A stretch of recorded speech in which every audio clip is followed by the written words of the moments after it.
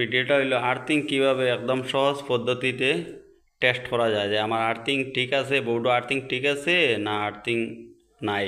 তো আজকে আর আমি ভিডিওটা দেখাই আর যে আর্থিং একদম সহজ পদ্ধতিতে আপনারা গরো টেস্ট করতে পারবা যে আমার আর্থিংটা ঠিক আছে। প্রথম টেস্টটা হইলো আমার ফেসে নিউট্রেলে যেরকম দেখবা বাল্বটা জ্বলের, বাল্ব বাল্ব জ্বলা দেখো লাইনও লাগাইছি আমার বাল্বটা জ্বলের।